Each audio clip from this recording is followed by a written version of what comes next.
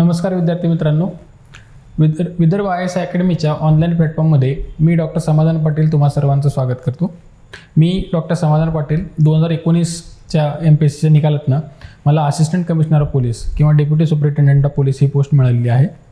तर विदर्भ IAS अकॅडमीच्या माध्यमातून आज मी तुम्हाला 2019ला जो पेपर आला होता इकॉनॉमिक्सचा त्याच्याबद्दलचे जे प्रश्न आहेत त्याचं ॲनालिसिस की म्हणजे प्रश्न कशा पद्धतीचे विचारलेत, त्या प्रश्नांकडे आपण कशा पद्धतीनं पाहणं गरजेचं आहे. एखाद्या प्रश्नाचं उत्तर आपल्याला जमत नसेल तर आपला अप्रोच काय असणं गरजेचं आहे, त्याच्यातले वेगवेगळे टेक्निक्स काय किंवा आजूबाजूला आपण कुठं जाणं गरजेचं आहे, आता तो क्वेश्चनचं आणखी काय काय ट्रॅक ठेवणं गरजेचं आहे. तर त्याच्याबद्दलची आपण माहिती आजच्या लेक्चरमध्ये बघणार आहे. पण त्या अगोदर मी तुम्हाला थोडीशी माहिती आमच्या कोर्सबद्दल देऊ इच्छितो की विदर्भ IAS अकॅडमीच्या प्लॅटफॉर्ममधनं आम्ही एक टू द पॉईंट म्हणून आपल्या राज्यसेवा मुख्य परीक्षेसाठी एक कोर्स घेत आहोत.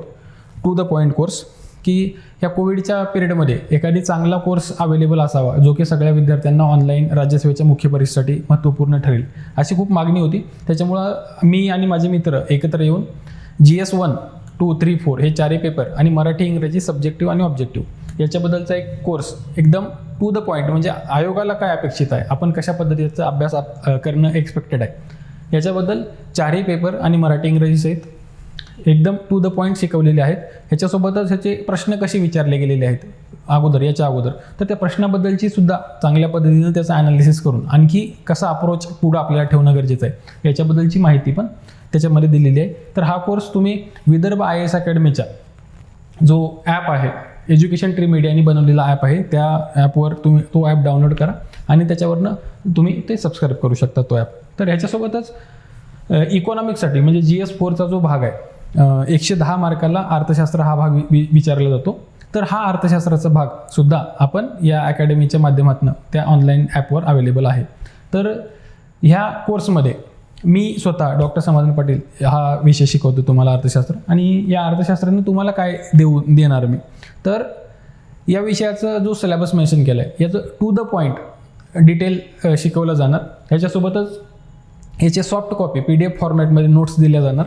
ह्याच्या जुने प्रश्न कसे विचारले गेले आहेत त्याच्याबद्दलचं तुम्हाला माहिती आणि ह्याच्यानुसार आणखी कोणते कोणते प्रश्न कशा पद्धतीने विचारले जाऊ शकतात याच्याबद्दलची माहिती ही सगळी देणार आहे. ह्याच्यासोबतच सिलेबसमधला प्रत्येक पॉईंट आपण कुठनं वाचावा, तर ह्याच्याबद्दलची सुद्धा इन्फॉर्मेशन एकदम चांगल्या पद्धतीने तुमच्यापर्यंत पोहोचवली जाईल की एक्झॅक्ट टू द पॉईंट कुठनं वाचणं गरजेचं आहे आणि किती डेप्थपर्यंत, कोणता भाग वाचणं गरजेचं आहे, कोणता भाग वाचणं गरजेचं नाही, ह्याची सुद्धा माहिती तुम्हाला ह्याच्यात लेक्चर सिरीजमध्ये दिली जाईल. तर हा कोर्स विदर्भ IAS अकॅडमीच्या ऑनलाईन प्लॅटफॉर्मवर अवेलेबल आहे. तर तुम्हाला जर इच्छा असेल तर तो तुम्ही परचेस करू शकता. तर मी एक खात्री देतो ह्या कोर्सची की हा जर कोर्स तुम्ही चांगल्या पद्धतीनं स्टडी केलात आणि सांगितलेले सोर्सेस चांगल्या पद्धतीनं जर वाचलात तर 110 पैकी इकॉनॉमिक्समध्ये 85पेक्षा अधिक गुण तुम्ही मिळू शकता याची खात्री मी तुम्हाला देतो. कशाच्या बेसिसवर, तर माझा जो अनुभव आहे त्या बेसिसवर सांगतो. तर मग आपण आपल्या मेन टॉपिककडे वळू की प्रिव्हियस क्वेश्चन पेपर ॲनालिसिस जे आहे. तर प्रिव्हियस क्वेश्चन पेपर ॲनालिसिस जाऊ. तर 2019 साली जो पेपर होता त्याच्यातला पहिला प्रश्न आहे की आपल्या भारतातल्या ज्या आर्थिक सुधारणा आहेत त्याची पार्श्वभूमी. मग आर्थिक सुधारणा आपल्या कधी झाल्या होत्या की 1991ला जे झालेल्या आहेत. 1991ला ज्या आर्थिक सुधारणा झाल्या 1991 पासून त्याची पार्श्वभूमी संबंधित खाली विधाने आहेत. तर ही विधाने कन्सिडर करा असं सांगितलं आणि ह्याच्यातलं कोणतं विधान खरं नाही तर हे सांगितलं. तर आपल्या क्वेश्चन पेपर ॲनालिसिसमध्ये आपण काय आपल्याला सवय लावून घेणं गरजेचं आहे, नेमकं ह्या प्रश्नामध्ये ते प्रश्न काय विचारतोय, खरे नाही विचारलंय का खरे आहे विचारलंय का कोणते चूक आहे किंवा अचूक कोणते आहे किंवा चूक कोणता नाही, हा प्रत्येक शब्दाचा अर्थ वेगवेगळा होतो. तर त्याच्यामुळे आपण कुठं त्यांनी हे इथं विशेषण काय वापरले, काय विचारलंय नेमकं, तर ते गोष्ट जी आहे ते आपल्याला लक्षात घेणं गरजेचं आहे अगोदर सगळ्यात की प्रश्न काय विचारला ही गोष्ट. त्याच्यानंतर तर आपण हे पहिली गोष्ट बघितली तर आपण हे मूळ प्रश्नाकडे वळू. तर हे ते काय म्हणताय ह्याचे ऑप्शन्स बघा, कोणते कोणते विधान आपल्याला कन्सिडर करायला सांगितलं यांनी की आर्थिक सुधारणाचा मुख्य जोर हा बाजारपेठेला मध्यवर्ती निर्णय करता बनवणे हा होता. म्हणजे हे जे मार्केट आहे, बाजारपेठ आहे, ह्याला डिसिजन मेकिंगचं सेंट्रल प्लेस बनवायचं हे असं होतं का, ह्या ह्याचा सुधारणाचा जोर, असा हा पहिला ऑप्शन आहे. तर आपण जर बघितलं तर भारताच्या स्वातंत्र्यानंतर भारताची अर्थव्यवस्था होती ती सेंट्रलाइज होती, म्हणजे केंद्रीकरण झालं होतं अर्थव्यवस्थेचं. कोणाकडनं, प्लॅनिंग कमिशन आणि सेंट्रल गव्हर्नमेंट, हे सेंट्रलायझेशन झालं होतं. तर मग हे जे सेंट्रलायझेशन झालं होतं आणि ह्याच्यामुळे काही अडचणी निर्माण झाल्या. मग त्या अडचणी एवढ्या टोकातला गेल्या की म्हणजे बॅलन्स ऑफ पेमेंटचा क्रायसिस असेल किंवा फिस्कल डेफिसिट खूप हाय लेवलला जाणे, महागाई खूप मोठ्या प्रमाणात वाढणे, हे जे क्रायसिस त्यावेळेला क्रिएट झाले. स्ट्रक्चरल प्रॉब्लेम्स तर इकॉनॉमीमध्ये सुरुवातीपासूनच होते, पण हे इमिडिएट प्रॉब्लेम्स आल्यामुळं आता सरकारला हे नवीन आपल्याला हे करावं लागलं, इकॉनॉमिक रिफॉर्म्स. तर ह्याच्यामध्ये हे जे सेंट्रलाइज मॉडेल होतं, केंद्रीकरण झालेलं, निर्णय क्षमता सगळी सेंटरकडे एकवटली होती. ही निर्णय क्षमता केंद्राकडनं आता बाजाराकडे देण्याचा जो कल होता, ह्याला आपण आर्थिक सुधारणा म्हणतो. तर मग ह्या स्टेटमेंटमध्ये काय म्हणले, बाजारपेठेला मध्यवर्ती निर्णयकर्ता बनवणे, हे होतं का? तर हे पहिलं स्टेटमेंट बरोबर आहे, कारण निर्णय क्षमता म्हणजे मेन आता बाजार डिसाईड करणार होता याच्यामध्ये. आणि आपण प्लॅनिंगचं जे टॉपिक बघितलं आहे आपल्या याच्या कोर्समध्ये, तर प्लॅनिंगच्या टॉपिकमध्ये तुम्ही बघितलं की इंडिकेटिव्ह प्लॅनिंग जे आहे, म्हणजे सरकार फक्त इंडिकेट करणार आणि मग हे सगळं म्हणजे सगळे ब्रॉड टार्गेट ठरवणार आणि ॲक्च्युअली मार्केटच ते इम्प्लिमेंट करण्याचं काम केल्यासारखं करणार. तर हे 1985च्या नंतर हे क्लिअरली चालू झालं होतं. सायन्स अँड टेक्नॉलॉजी डिपार्टमेंटमध्ये आपण बघितलं होतं की ते इंडिकेटिव्ह प्लॅनिंग चालू झाले. तर हे ज्या गोष्टी आहेत की बाजारपेठेला मध्यवर्ती देणे करता, तर हे पहिलं ऑप्शन बरोबर आहे. तर दुसरं ऑप्शन काय म्हणते, आर्थिक सुधारणाच्या अंतर्गत अर्थव्यवस्थेची पुनर्रचना ही केंद्रीकृत नियोजनाने केली गेली. लक्षात घ्या. आता पहिलं ऑप्शन बघा आणि दुसरं ऑप्शन बघा. दुसरं ऑप्शन काय म्हणते, आर्थिक सुधारणाच्या अंतर्गत म्हणजे restructuring of economy under economic reform era was done through centralize planning. तर आपण आधीच बघितले की 1991च्या अगोदर केंद्रीकृत म्हणजे सेंट्रलाइज प्लॅनिंग होती आणि 1991च्या नंतर ते बाजाराकडे देण्यात आले त्याचं मेन कंट्रोल. तर त्याच्यामुळं पहिलं जर विधान बरोबर असेल तर ऑटोमॅटिकली तुम्हाला हे दुसरं विधान चुकीचं वाटेल की केंद्रीकृत प्लॅनिंग तशी नव्हतीच त्यावेळेला. ती केंद्रीकृत प्लॅनिंग जी होती ती हळूहळू कमी करण्यात आली आणि ह्याचं हळूहळू कमी करून आता 2017ला जर 2014ला तुम्ही बघितलं असेल तर प्लॅनिंग कमिशन पूर्ण डिसमॅन्टल करण्यात आले आणि त्याच्या जागी नीती आयोग आला. म्हणजे प्लॅनिंग जे आहे, प्लॅनिंगचं केंद्रीकृत मॉडेल हे आता आपण स्क्रॅप केले. तर त्याच्यामुळं हे दुसरं ऑप्शन जे आहे हे काही बरोबर नाही. आपल्याला ह्याच्यावरनं कळून येतं की दुसरं ऑप्शन बरोबर नाही. आता मग जर आपल्याला माहिती नसेल ह्याच्यातलं कोणतं बरोबर आहे काय नाही, तर ह्या दोन्हीपैकी एक ऑप्शन बरोबर आहे हे तरी आपल्याला नक्की कळेल की हे एकमेकाच्या विरोधाभासी दोन उत्तर आहेत. ह्या दोन्हीपैकी एक बरोबर आहे. त्याच्यानंतर तिसरं ऑप्शन काय म्हणते, देशाची अर्थव्यवस्था ही जागतिक अर्थव्यवस्थेशी जोडण्यासाठी रुपया हा पूर्णपणे परिवर्तनीय केला गेला. म्हणजे टोटल परिवर्तनीय झालं म्हणजे फुल कन्व्हर्टिबिलिटी ऑफ रुपी. पण तुम्ही जर रुपयाची परिवर्तनीयता जर बघितली तर आपण बघितले की हे 1991 पासून हे हळूहळू चालू झाले परिवर्तनीयता. म्हणजे सुरुवातीला हे कशावर परिवर्तनीयता होतं, चालू खात्यावर. सुरुवातीला चालू खाता म्हणजे आपण जे बॅलन्स ऑफ पेमेंटचे खाते बघतो, चालू खातं एक आणि दुसरं भांडवली खातं होतं. हे चालू खात्याच्या अंतर्गत जे आहे त्यालाच फक्त परिवर्तनीयता हळूहळू चालू झाली आणि 1994ला ते चालू खात्यासाठी फुल परिवर्तन होतं, फुल कन्व्हर्टिबिलिटी म्हणजे पूर्ण परिवर्तन ती नेता कशासाठी होती, चालू खात्यासाठी. पण ह्याच्यासोबत जे दुसरं खातं आहे भांडवली खातं ह्याच्यासाठी पूर्णपणे कन्व्हर्टिबिलिटी आली नव्हती. म्हणून तर सरकारने त्याच्यानंतर 1997ला तारापूर नावाचे एक इकॉनॉमिस्ट आहेत त्यांच्या अंतर्गत कमिटी बसवली होती, तारापूर 1. त्याच्यानंतर परत 2000च्या दशकामध्ये तारापूर 2 अशा 2 कमिट्या बसवल्या होत्या की भांडवली खात्यावर रुपया परिवर्तनीय करण्यासाठी. तर पण ह्याचे जे रिकमेंडेशन होते ते काही इम्प्लिमेंट झाले नाही. त्याच्यामुळे भारतामध्ये पूर्णपणे रुपया आजही परिवर्तनीय नाही, फक्त चालू खात्यावर पूर्णपणे परिवर्तनीय आहे, भांडवली खात्यावर नाही. म्हणून तिसरं स्टेटमेंट जे आहे की रुपया हा पूर्णपणे परिवर्तनीय केला गेला, हे स्टेटमेंट सुद्धा चुकीचं आहे. लक्षात आहे. तर हे गेलं. आता चौथा राहिले, भारतीय अर्थव्यवस्थेमध्ये सुधारणा घडविण्याचे प्रयत्न 1980च्या मध्यातून सुरू झाले. तर 1980च्या मध्यातून सुरू झाले का, तर आपण बघितलं की इंडिकेटिव्ह प्लॅनिंग जे आहे ते हळूहळू 1985 म्हणजे ही जी तयारी होती 1991ला जी येणार आहे त्याची तयारी हळूहळू अगोदरपासून तयारी चालू झाली होती. राजीव गांधींनी संगणक आणि त्याच्याशी रिलेटेड ज्या गोष्टी आहेत त्या इम्पोर्ट करायला मोठ्या प्रमाणावर मान्यता दिली होती. म्हणजे बाहेरनं काही आत येऊ देण्याचं म्हणजे लिबरलायझेशन करण्याचा ट्रेंड त्यावेळेला चालू झाला होता 1980च्या दशकात. इंडिकेटिव्ह प्लॅनिंग हे सुद्धा त्याचंच एक एक्झाम्पल आहे. म्हणून हे स्टेटमेंट बरोबर आहे. तर हे बघितलं आपण की 2 स्टेटमेंट चुकीचे आहेत आणि 2 स्टेटमेंट बरोबर आहेत. तर आपल्याला ऑप्शन विचारले की कोणतं स्टेटमेंट खरं नाही, तर मग दुसरा आणि तिसरा हे स्टेटमेंट खरं नाही, म्हणजे बी आणि सी हे खरं नाही. तर ह्याच्यापैकी बी आणि सी ऑप्शन घ्या. तर ऑप्शन 3 हे बरोबर आहे. तर ह्याच्यातला हा जो प्रश्न आहे ह्याच्यातला मेन जो गाभा आहे हा आपल्याला समजणं गरजेचं आहे. हा मेन गाभ आहे, ह्याच्यातलं की नेमकं काय. तर हे सगळं ह्याच्यातलं आहे बघा, अभ्यासाच्या रिलेटेड प्रश्न आहे हा. जनरल अंडरस्टँडिंगवर किंवा एकदम लॉजिकल रिझनिंगवर देण्यासारखा. ह्याच्यातला भाग काय फक्त लॉजिकल रिझनिंगचा, की हा आणि हा ह्या दोन ऑप्शनपैकी एक ऑप्शन बरोबर आहे हे आपल्याला कळणार आहे. ह्या दोन ऑप्शनपैकी एक ऑप्शन बरोबर आहे. तर मग हे एक याच्यातनं आपल्याला बेसिक कळतो. आणि हे बाकीच्या सगळ्या ज्या गोष्टी आहेत ह्या फॅक्ट रिलेटेड आहेत. तर हे पूर्ण परिवर्तनीय आहे का. जर आपण बेसिक इकॉनॉमिक्स जर चांगलं वाचलं असेल तर हे आपल्याला कळून येते. आणि ह्याच्यावरनं तुम्ही एक लक्षात घ्या, ह्या सगळ्यावरनं की हा जो प्रश्न विचारलाय हा एकदम ब्रॉड व्ह्यूमध्ये विचारलाय. म्हणजे एका कोणत्या तरी छोट्या टॉपिकमधनं हा प्रश्न उचलला गेला नाही. पूर्ण इकॉनॉमीचे 2-3 टॉपिक एकमेकाला अमालगमेट करून प्रश्न विचारले. तर अशा पद्धतीचे प्रश्न आता विचारले जाणार आहेत. म्हणजे डायरेक्ट प्रश्न बऱ्यापैकी कमी होत आहे आणि अशा प्रश्नांचं प्रमाण वाढत चाललंय. तर आपल्याला माहिती पाहिजे की हे कशा पद्धतीने आपण उत्तरापर्यंत पोहोचणार आहे. तर हे बी आणि सी उत्तर ह्याचं बरोबर आहे. तर आपण दुसऱ्या प्रश्नाकडे जाऊ या टॉपिकमधल्या. तर दुसरा प्रश्न आहे, भारतातील रचनात्मक समायोजन कार्यक्रमात आर्थिक सुधारणा करण्यासाठी खालील घटकांचा समावेश होतो. म्हणजे कोणते जे घटक आहेत त्याचं हे आपल्याला ओळखायचं आहे की कोणत्या घटकांचं रचनात्मक समायोजन कार्यक्रम म्हणजे स्ट्रक्चरल ॲडजस्टमेंट प्रोग्राम SAP ह्याच्यामध्ये समावेश होतो.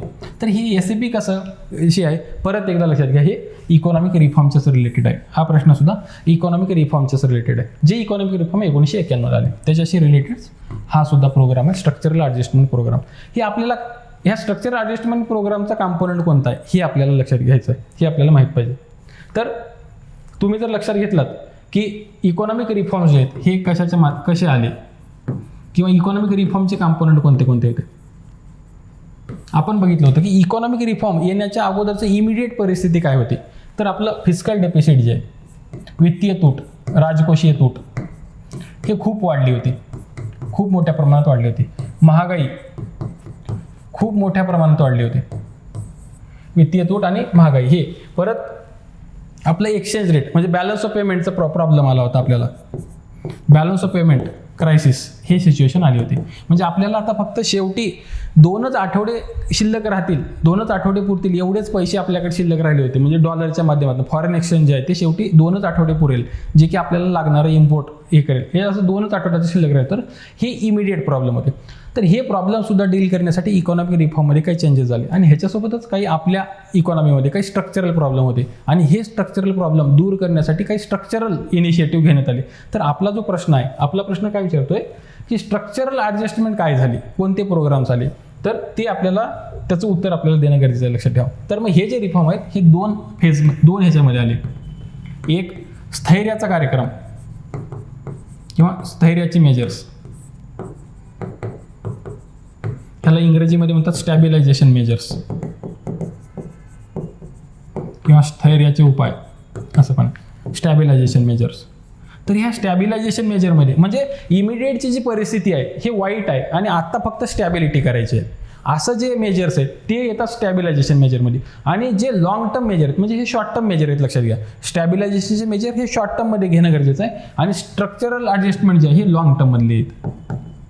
स्ट्रक्चरल ॲडजस्टमेंट हे लॉंग टर्ममध्ये लागणार आहे. म्हणजे आपल्या इकॉनॉमीच्या स्ट्रक्चरमध्ये, अर्थव्यवस्थेच्या स्ट्रक्चरमध्ये आपण काय काय बदल करतोय तर हे त्याच्यावर. म्हणजे आपण दुसऱ्या देशातून व्यापार यायला अलाव करतो का, दुसऱ्या देशातून इन्व्हेस्टमेंट यायला अलाव करतो का, अशा गोष्टी स्ट्रक्चरल प्रोग्राममध्ये आहेत. आणि हे त्याच्यासाठी स्थैर्य जे पाहिजे, स्टॅबिलायझेशनसाठी पाहिजे, तर ह्या गोष्टी आहेत. म्हणजे महागाई कमी करणे, महागाई कमी करायचं, हे वित्तीय तूट कमी करायचं, वित्तीय तूट कमी करा आणि हे BOPचा जो प्रॉब्लेम आहे तो प्रॉब्लेम कमी करा किंवा सॉल्व्ह करा. कसं, IMF कडून लोन घेऊन जो आपण सॉल्व्ह करा. तर ह्या ज्या गोष्टी आहेत हे सगळ्या गोष्टी स्टॅबिलायझेशन प्रोग्राममध्ये येतात. आणि बाकीच्या ज्या गोष्टी आहेत की आयात कर कमी करा किंवा दुसऱ्या देशातून येणाऱ्या गुंतवणुकीला परवानगी द्या,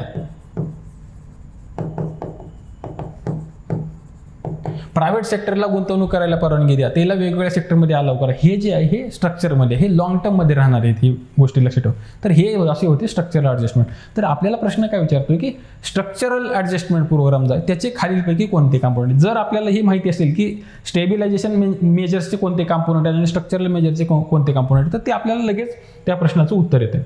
तर ह्याच्यात बघा कोणते कोणते कॉम्पोनंट आहेत. पहिलं कॉम्पोनंट आहे व्यवहार तोलातील समायोजन, ह्याला इंग्रजीमध्ये म्हणतात बॅलन्स ऑफ पेमेंटचे ॲडजस्टमेंट. तर आत्ताच आपण बघितलं की बॅलन्स ऑफ पेमेंटचं जे ॲडजस्टमेंट आहे हे BOPचं, हे बॅलन्स ऑफ पेमेंटचं हे स्टॅबिलायझेशनचं मेजर आहे, स्ट्रक्चरल ॲडजस्टमेंटचं नाही. महागाई हे स्टॅबिलायझेशनचं आहे आणि वित्तीय तूट स्टॅबिलायझेशनचं. तर आपण हे 3 ऑप्शन तिथं बघू कुठं आहे. हे पहिलं जर बघितलं आपण बॅलन्स ऑफ पेमेंटचं हे, तर हे त्याचा कॉम्पोनंट नाही, कारण हे स्टॅबिलायझेशन मेजर आहे. दुसरं व्यापार आणि भांडवल ओघ हे या स्टॅबिलायझेशन मेजरमध्ये नाही, तर त्याला आपण बाजूला ठेवू. नंतर औद्योगिक नियंत्रण जे आहे, इंडस्ट्रियल डिरेग्युलेशन त्याला इंग्रजीमध्ये म्हणतात, हे सुद्धा त्या स्टॅबिलायझेशनमध्ये नाही. आणि चौथा आहे चलनवाढ नियंत्रण, म्हणजे महागाईचं कंट्रोल करणे, हे सुद्धा हे स्टॅबिलायझेशन मेजरमधलं आहे. म्हणजे हे ऑप्शन आपला गेला आणि हे ऑप्शन हा गेला, कारण हे इमिडिएट मेजर आहेत, स्टॅबिलायझेशनचे आहेत आणि हे म्हणजे स्ट्रक्चरल ॲडजस्टमेंटमधले नाहीत. आणि हे जे आहे व्यापार आणि भांडवलाचं ओघ, म्हणजे दुसऱ्या देशातल्या कॅपिटलला आपल्या देशात आणून देणं, कारण हे परमनंट राहणार आहे, लॉंग टर्म आहे, म्हणून ह्याला स्ट्रक्चरल म्हणजे इकॉनॉमीच्या स्ट्रक्चरमध्ये चेंज होतो, लक्षात ठेवा. तर हे स्ट्रक्चरल काम आहे. नंतर औद्योगिक नियंत्रण जे आहे, इंडस्ट्रियल डिरेग्युलेशन, म्हणजे बाहेरच्या इंडस्ट्रीजला वेगवेगळ्या क्षेत्रामध्ये अलाव करणं, किंवा आपल्या इथल्या प्रायव्हेट इंडस्ट्रीला सरकारी इंडस्ट्रीज सरकारचे जे रेग्युलेटेड आहे त्याच्यामध्ये अलाव करणं, हे इंडस्ट्रियल डिरेग्युलेशन जे आहे. आणि हे व्यापार आणि भांडवलाचं गोळ हे जे आहे हे आपल्या इकॉनॉमीच्या स्ट्रक्चरमध्ये चेंज करते, म्हणून हे 2 गोष्टी जे आहेत हे बरोबर आहेत. आणि हे जे 2 आहेत हे 2 काय स्टॅबिलायझेशन मेजर, लक्षात घ्या. हे स्ट्रक्चरल ॲडजस्टमेंट नाही, स्टॅबिलायझेशनच्या रिलेटेड आहे. तर हे आपल्याला माहिती असणं गरजेचं आहे की स्टॅबिलायझेशनचं काय आणि स्ट्रक्चरल ॲडजस्टमेंटचं काय. तर हे आपल्याला माहिती असेल तर उत्तर लगेच येतं. तर त्याच्यामुळे काय, तर ह्याच्यातलं पर्यायी उत्तर कोणतं आहे, ए आणि बी हे नाही, बी आणि सी, केवळ बी आणि सी आहे का, तर बी आणि सी हे त्याचं उत्तर आहे. सी आणि डी, पर हे डी नाही, परत ए आणि डी हे दोन्ही पण ह्याचे मेजर्स आहेत, स्टॅबिलायझेशनचे आहेत, म्हणून उत्तर आहे बी आणि सी. तरी आपल्याला हे इन्फॉर्मेशन बेस्ड प्रश्न आहे, लक्षात ठेवा. इथं आपल्याला स्ट्रक्चरमध्ये चेंज विचारले आणि हे स्टॅबिलायझेशनचे. आपल्याला काय माहिती पाहिजे की इकॉनॉमी स्टेबल करायला काय लागतंय आणि इकॉनॉमीच्या स्ट्रक्चरमध्ये चेंज करण्यासाठी काय लागतंय. जर हे आपल्याला माहिती असेल तर ह्या प्रश्नाच्या उत्तराला आपण आरामात पोहोचू शकतो. तर हे या प्रश्नाच्या उत्तराबद्दल आहे. नंतर तिसरा प्रश्न आहे, खालीलपैकी कोणती सुधारणा ही 1991च्या नरसिंहन समितीच्या शिफारशीचा भाग नाही. आपल्याला आता बेसिक माहिती पाहिजे की नरसिंहन समिती काय. तर ही नरसिंहन समिती जी आहे, नरसिंहन समिती ही कशासाठी आली होती आपल्याला माहिती पाहिजे. ही आली होती बँकिंग सेक्टरच्या रिफॉर्ममध्ये, म्हणजे त्याला लार्जली म्हणतात वित्तीय क्षेत्र सुधारणा. तर बँकिंग सेक्टरमध्ये काय सुधारणा करणं गरजेचं आहे ह्याच्यासाठी नरसिंहन समिती आली होती. तर नरसिंहन समितीच्या आपल्याला 2 गोष्टी माहिती आहे की नरसिंहन 1 आणि नरसिंहन 2 ही आपल्याला माहिती असणं गरजेचं आहे. की 1991ला जी आली होती ती होती नरसिंहन 1 आणि नंतर 1997ला परत आली नरसिंहन 2. तर मग आता ह्याच्यावर काही ह्याचे जे हे आहेत रिकमेंडेशन त्याच्यावर प्रश्न विचारले, तर मग आपल्याला काय माहिती पाहिजे, आपण ह्याच्यावरच थांबणं एक्सपेक्टेड नाही, ह्याच्या पुढे जाणं. जसं की अगोदरचा प्रश्न आपण बघत होतो की तिथे विचारले की स्ट्रक्चरल मेजर्स कोणते, तर आपण त्याच्यावर थांबणं गरजेचं नाही. स्टॅबिलायझेशनचे मेजर्स कोणते कोणते आहेत, त्याच्यामध्ये काय काय झाले, त्यासुद्धा गोष्टी आपल्याला आपण ही प्रश्नाचं अनालिसिस करताना माहिती पाहिजे. आणि अशा पद्धतीचे कोणते प्रश्न विचारले जातात. आता ह्यांनी विचारले की नरसिंहन समितीच्या शिफारशीचा भाग विचारले, तर मग 1991च्या नंतर वेगवेगळ्या समिती आल्या. विजय केळकरची समिती आली टॅक्सेशनच्या बाबत, किंवा मल्होत्रा कमिटी आली इन्शुरन्स सेक्टरमध्ये काय रिफॉर्म करणं आहे त्याच्याबद्दल. तर असे वेगवेगळे समिती आहेत. नरसिंहनचा इथं प्रश्न विचारला जाऊ शकतो, तर आणखी कोणाचा विचारला जाऊ शकतो. तर ह्या गोष्टी आपल्याला माहिती असणं गरजेचं आहे. तर आपण बघू की नरसिंहन समितीच्या शिफारशीचा काय भाग आहे आणि काय भाग नाही. तर यांनी भाग नाही असं विचारले. नरसिंहन समितीचा खालीलपैकी कोणता भाग नाही असा प्रश्न विचारला त्यांनी. तर जर आपण बघितलं की पहिला ऑप्शन बघा, ज्या व्यापारी बँका भांडवल पूर्ततेचा मानदंड पाळतील त्यांना रिझर्व्ह बँकेच्या मंजुरीशिवाय नवी शाखा उघडण्यासाठी मुभा द्या. एक जनरल फ्रेमवर्क लक्षात ठेवा. 1990च्या अगोदर सगळ्या गोष्टीवर सरकारचे बंधन होते आणि 1990च्या नंतर हळूहळू हे सरकारी बंधनं काढून टाकण्याचं काम आहे. हे ह्याचं एक बेसिक फ्रेमवर्क आहे, लक्षात ठेवा. जर आपल्याला आपल्या माइंडमध्ये हे क्लिअर असेल की 1990च्या नंतर रेस्ट्रिक्शन कमी होत आहे, तर आपल्या उत्तराला एक पॉझिटिव्ह हे येते. म्हणजे रिझर्व्ह बँक एक्सेसिव्हली कंट्रोल करत होती अगोदर ह्या सगळ्या बँकांना, तर त्यांचं रेग्युलेशन कमी कसं करायचं त्याच्यासाठी हे सजेशन आहेत का काही. जर त्याच्याशी रिलेटेड सजेशन असेल तर ते नरसिंहन समितीने सांगितले असू शकते बाबा. असं आपण एक बेसिक अप्रोच त्याला ठेवू शकतो. तर मग आता जर आपण पहिलं बघितलं की जे बँका व्यापारी भांडवल पूर्ततेचं मानदंड पाळतात त्याला रिझर्व्ह बँकेच्या परवानगीशिवाय, म्हणजे 1991च्या अगोदर काय व्हायचं, नवीन बँक एखाद्या बँकेला नवीन शाखा जर काढायची असेल तर दरवेळेला रिझर्व्ह बँकेची परवानगी घेणं गरजेचं होतं.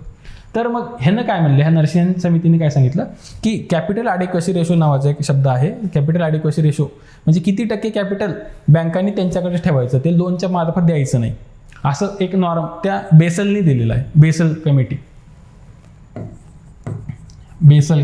कमिटी आहे बँकिंग सेक्टरमधले कॅपिटल ॲडिक्वसी नॉर्म डिसाईड करायला. तर ह्या बेसल कमिटीनं, हे बेसल एक स्वित्झर्लंडमधलं ठिकाण आहे, तिथं त्या कमिटीची स्थापना झाली म्हणून त्याला बेसल कमिटी म्हणतात. तर ह्या बेसल समिती दरवर्षी असं देत असते, हे वेगवेगळे नॉर्म्स देत असते.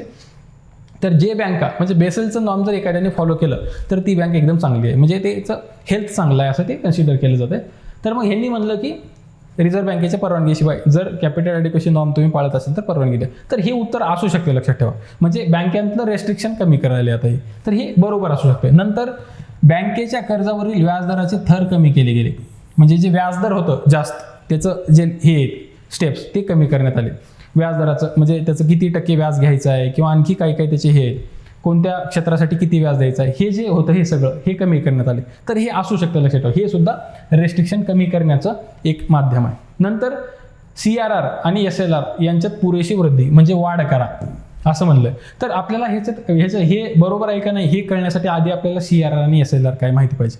तर CRR आणि SLR काय माहिती आहे, तर CRR आपल्याला माहिती आहे की बँकेने RBIकडे किती पैसे ठेवलेत, RBIकडे जे पैसे ठेवलेत बँकेने त्याचं काहीतरी जे की ठरलेलं आहे रोख राखीवलेले ते जे पैसे बँकेकडे ठेवलेत RBIकडे ठेवलेत त्याला CRR म्हणतात. आणि SLR बँकेने स्वतःकडे ठेवलेलं जे पैसे आहेत, म्हणजे पैसे असतील, गोल्ड असेल, गव्हर्नमेंट बॉन्ड असतील, ट्रेझरी बिल असतील, ह्या फॉर्ममध्ये जे पैसे स्वतःकडे ठेवलेत ते आहे SLR. तर हा जो भाग आहे CRR SLR हे बँकेला कर्जाच्या माध्यमात देता येत नाही, ते त्यांच्याकडेच तसंच पडून राहते आयडल. त्याच्यावर आता हे जे RBIकडे गेले CRR ह्याच्यावर तर व्याज पण येत नाही. तर हे जे आहे हे सगळे पैसे ह्याला दुसरीकडे देता येत नाहीत, त्याच्यामुळं हे त्यांचं जे पैसे द्यायचं जे प्रमाण आहे म्हणजे कर्ज द्यायचं हे कमी करणार आहे. तर मग हे कर्ज द्यायचं प्रमाण जर कमी करत असेल तर अशा गोष्टी इकॉनॉमीला सस्टेनेबल नाहीत. म्हणून हे जे कर्ज देण्याचं प्रमाण कमी करणाऱ्या गोष्टी वाढवा असं हे सांगेल का, तर हे सांगणार नाही, लक्षात ठेवा. तर ह्याच्यामध्ये हे वृद्धी नाही तर हे कमी करा असं त्यांचं सजेशन होतं. CRR आणि SLR कमी करा, म्हणजे हे SLRचं प्रमाण त्यावेळेला खूप होतं, जवळपास 38.5% होतं. तर त्यांनी म्हणलं होतं की 38.5चं 20 ते 25% आणा असं त्यांनी म्हणलं होतं. आणि CRR जे आहे हे CRR सुद्धा त्यावेळेला खूप होतं, 15% होतं. तर ते 3 ते 4% आणा, 3 ते 5% मध्ये आणा असं त्यांनी म्हणलं होतं. तर हे कमी करा असं सांगितलं त्यांनी, ना की वाढवा. तर मग हे स्टेटमेंट तर आपल्याला जर हे माहिती असेल आणि ह्याचा अंदाज लावला आपण तर कळून येते की हे स्टेटमेंट चुकीचं आहे. नंतर न्यूनतम भांडवल प्रमाण हे बेसल मानदंडावर आधारित असावं. आपण बघितलं होतं की बेसलचं जे कमिटी आहे त्यांनी दिलेलं रिकमेंडेशन हे देवासारखे आहेत बँकांना, लक्षात ठेवा. RBI सुद्धा ते रिकमेंडेशन मानतं. तर ह्या बँकांना ते देवासारखे आहेत रिकमेंडेशन, मग हे बँका त्या मानदंडावर आधारित राहतील ऑब्व्हियसली. तर हे स्टेटमेंट सुद्धा बरोबर असण्याचे चान्स आहे. मग आपल्याला इकडेच एक चाहूल लागते की हे उत्तर चुकीचं आहे का बाबा, मग त्यांनी पण नाही असं विचारले. जर आपल्याला एक कॉमन अंदाज लावला तर आपल्याला कळून जाईल की हे वृद्धी नाही तर ते कमी करा असं म्हणलं होतं. म्हणून हे तिसरं जे आहे हे आपल्या प्रश्नाचं उत्तर आहे, ऑप्शन 3. लक्षात येते. तर असं एक इन जनरल ही समिती कशाबद्दल आली आणि कोणत्या एन्व्हायरमेंटमध्ये आली तर ते आपल्याला कळालं तर आपण त्याचे वेगवेगळे अंदाज लावत पुढे जाऊ शकतो. आपल्याकडे थिअरॉटिकल नॉलेज तर असते आणि आपण अंदाज लावतो. नंतर पुढे लक्षात घ्या, खालीलपैकी कोणती आर्थिक मदत ही जागतिक व्यापार संघटनेच्या शेतीविषयक कराराच्या मध्ये येत नाही. म्हणजे ग्रीन बॉक्समध्ये खालीलपैकी काय नाही असं विचारलं. ग्रीन बॉक्समध्ये काय नाही तर आपल्याला माहिती पाहिजे की WTOचे जे अग्रीमेंट आहेत म्हणजे शेतीविषयक करार, ॲग्रिकल्चर ॲग्रीमेंट ऑन ॲग्रिकल्चर, शेतीविषयक करार, ह्याच्यामध्ये एक कंपोनंट आहे डोमेस्टिक सपोर्ट, म्हणजे देशांतर्गत मदत, हा एक कंपोनंट आहे. तर या देशांतर्गत मदतीमध्ये आपल्या शेतकऱ्यांना म्हणजे शेतीविषयक आहे शेतकऱ्यांना वेगवेगळ्या फॉर्ममध्ये मदत केली जाते. तर हे जी मदत केली जाते ह्याचे WTOने 3 बॉक्स केलेत. ह्याचे 3 बॉक्स, एक आहे ग्रीन बॉक्स, दुसरा आहे ब्ल्यू बॉक्स आणि तिसरा आहे आंबर बॉक्स. तर असे 3 बॉक्स केलेत. ह्या 3 बॉक्स जे आहेत तर ह्याचं कंपोनंट आपल्याला माहिती असणं गरजेचं आहे. आता हे गेस करता येणार नाही, लक्षात ठेवा. हे आपल्याला माहिती असणं गरजेचं आहे की ग्रीन, ब्ल्यू आणि आंबरमध्ये काय. फक्त आपल्याला एवढं कळू शकतं की ग्रीन जे आहे हे कुठेही चांगलं असतंय. ग्रीन म्हणलं की हां गोड गोड आहे सगळं चांगलं आहे असं म्हणू शकतो. आंबर जे आहे किंवा रेड आहे हे बाबा धोक्याचं साईन आहे, हे असं आपण एवढं समजू शकतो ह्याच्यावरनं की ह्याच्यावरनं. पण मग आता ह्याच्यावरून जर ग्रीन म्हणलं तर ह्याच्यातलं कोणतं चांगलं आहे तर तेवढ्यावरून एक साधा अंदाज लावू शकतो. पण तरी एक्झॅक्ट उत्तराला जायचं असेल तर हे आपल्याला 3 बॉक्सेस माहिती पाहिजे ह्याच्यातलं काय. तर ह्या WTOनुसार काय ग्रीन बॉक्समधले जे सबसिडी आहेत हे काही व्यापाराला काही हानी पोहोचत नाहीत म्हणून हे द्या तुम्ही कितीही. ग्रीन बॉक्समधल्या सबसिडी द्या. आंबर बॉक्समधल्या सबसिडी आहेत हे व्यापाराला हॅम्पर करतात म्हणून हे कमी करा सबसिडी. डिक्रीज करा. मग त्यांनी सांगितलं की विकसनशील देश आहे त्यांनी 10 वर्षात कमी करा, विकसित देश आहे त्यांनी 5 वर्षात कमी करा, असं आंबर बॉक्समधल्या सबसिडीमधलं सांगितलं. आणि ब्ल्यू बॉक्समध्ये ज्या सबसिडी आहेत त्यांनी म्हणलं होतं की ही प्रोडक्शन लिमिटिंग सबसिडी आहेत. प्रोडक्शन लिमिटिंग म्हणजे एखाद्या देशामध्ये प्रोडक्शन जास्त झाल्यामुळं जर इंटरनॅशनल मार्केट डिस्टॉर्ट होत असेल तर त्या देशातल्या लोकांना ते प्रोडक्शन कमी करण्यासाठी काहीतरी अनुदान सरकार देते. ते कमी करण्यासाठी प्रोडक्शन सरकार अनुदान केलं तर देते आणि ते ब्ल्यू बॉक्समध्ये प्रोडक्शन लिमिटिंग सबसिडी आहेत, लक्षात ठेवा. तर हे आपल्याला माहिती. मग ग्रीन बॉक्समधले द्या म्हणजे काय, ह्याच्यामध्ये रिसर्च अँड डेव्हलपमेंट येते, ह्याच्यामध्ये ग्रामीण भागातलं इन्फ्रास्ट्रक्चर क्रिएट करायचं, ह्याच्यामध्ये ॲग्रिकल्चरमधले एक्सटेन्शन सर्व्हिसेस आहेत. एक्सटेन्शन सर्व्हिसेस म्हणजे काय, आपण जे आपल्याला मोबाईलवर मेसेज येतो की नाही, आज पाऊस पडणार आहे, या दिवशी पाऊस पडणार आहे, असे जे अंदाज येतात. परत वेगवेगळे येतात की तुमच्या कापसावर हा रोग पडला तर हे औषध फवारा, हे झालं तर ते करा, आज ह्याचे एवढे भाव आहेत, त्याचे एवढे भाव आहेत, हे जे सगळी माहिती आपल्याला दिली जाते वेगवेगळ्या गोष्टींची, हे असतात एक्सटेन्शन सर्व्हिसेस. हे सगळे जे आहेत ना, हे उत्पन्न काही हॅम्पर करत आहेत म्हणून हे ग्रीनमध्ये येतं. तर मग आता ह्याच्यातलं ग्रीनमध्ये कोणतं येत नाही हे जर बघायचं असेल तर आपल्याला हे माहिती पाहिजे. पहिलं जे आहे कृषीविषयक संशोधन म्हणजे रिसर्च अँड डेव्हलपमेंट आहे.